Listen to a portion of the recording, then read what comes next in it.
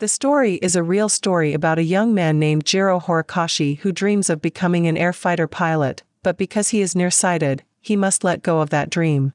But Jiro never gave up on the world of aviation. He became a very successful and well-known aerospace engineer who played a massive role in Japan's aircraft technology advancement. This film also shows us a very good romance story about Jiro and a woman he loves. So let us begin the recap of the film Wind Rises. Set in a small town called Fujioka in 1918, the film starts with the dream of a little boy named Jiro. In his dream, Jiro dreams that he will become a pilot and fly his plane around a beautiful village filled with greens. But the plane suddenly failed, and he fell. At the same time, Jiro woke up from his dream. The next scene shows Jiro borrowing an aviation magazine from some teacher at school. Jiro, who had always been an aviation maniac, was very happy upon receiving it. On his way home, Jiro helped out a kid being bullied by other people his age. He went home looking dirty, but luckily, his mother didn't make such a big deal about it. He then read the magazine he had borrowed before while being distracted by his little sister. He explained to his little sister about a man in the magazine named Caproni, who is a fantastic aircraft engineer from Italy. After reading the magazine, he dozed off and dreamt about meeting Mr. Caproni. In his dream, Caproni was trying to fly planes that he designed. Jiro then tells Caproni about his dream to become an air fighter pilot, but he can't because of his poor eyesight. But Caproni tells him that he is also not a pilot. He designed the plane for other people to fly. This dream of him meeting Caproni inspired him to become an aerospace engineer or aircraft designer. Years passed by, and Jiro had grown up and was on his way to Tokyo by train. Due to the strong wind, Jiro's hat was carried by the wind but was luckily caught by a girl who was also almost carried away by the wind too. Jiro then thanked the girl for catching his hat. All of a sudden, a huge earthquake occurs, wrecked the train and the town and the surrounding. FYI, this earthquake happened in Japan in 1923. It is called the Great Kanto Earthquake and took around 1,400 lives. Jiro then quickly helped that girl and her maid, who was hurt in the leg. Jiro accompanied the girl to her house and then left without leaving his name. Upon his arrival in Tokyo, he met his friend Honjo was welcomed by a scene of a huge building being engulfed by fire, which made the situation in Tokyo worse. After a few years, Tokyo finally recovered, and Jiro is now a college student at the University of Tokyo. He took inspiration to design his aircraft from a bone of mackerel that he usually eats during his lunch, as he finds the arch formed by that bone very beautiful. One day Jiro received a package from the little girl that he saved on the train. Upon receiving it, Jiro runs outside, hoping to see the girl but finds no one outside. Disappointed, Jiro walks home with a very sad expression.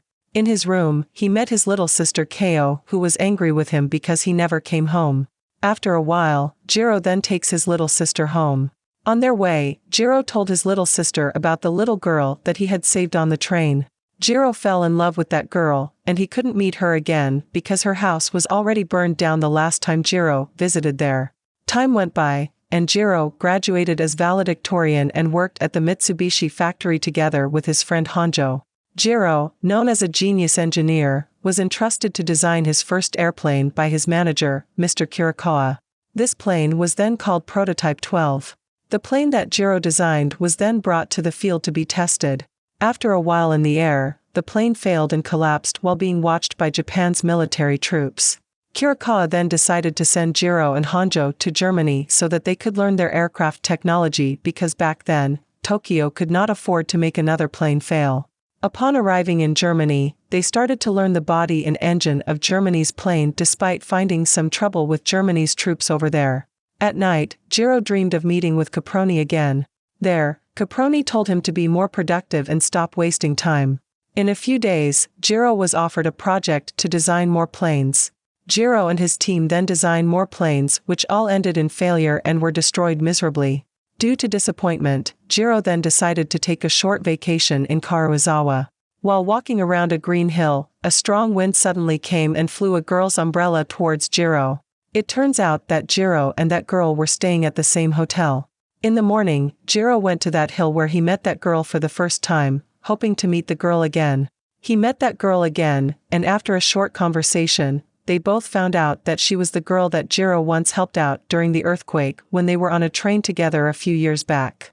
The girl had been praying all this time, hoping to meet Jiro again. Suddenly, rain falls out, and they walk together using one umbrella while the rain shows a romantic scene of them together, ending with a rainbow appearing after the rain.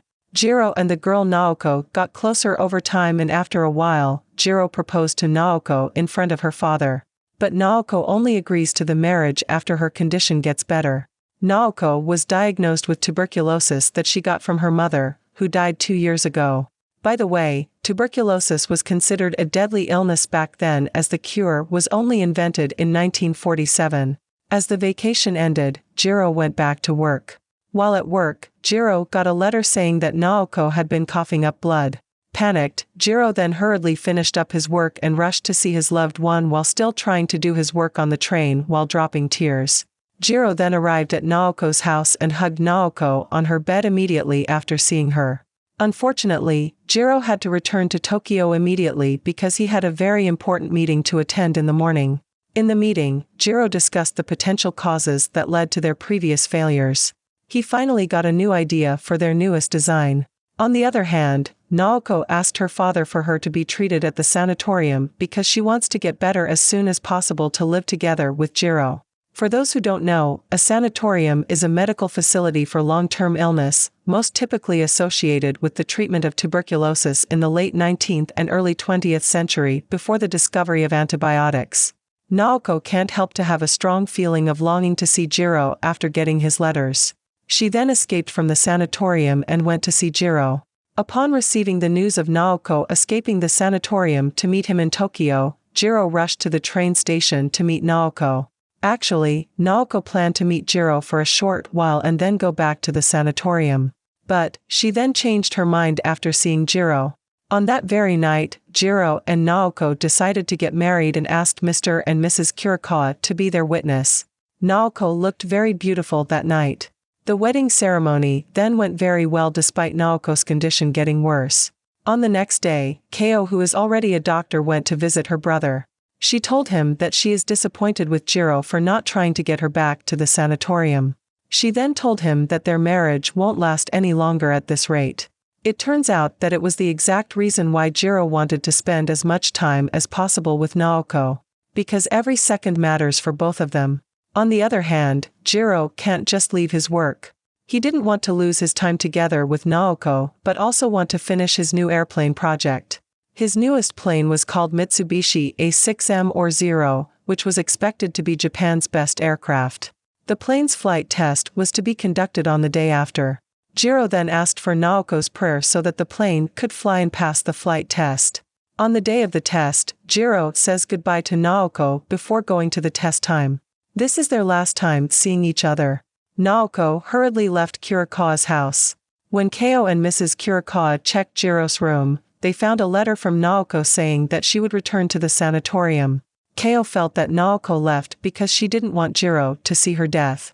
On the testing site, Jiro's plane soared through the sky. Everyone looked happy except Jiro. Suddenly a strong wind came, which was a sign of Naoko's departure from the world.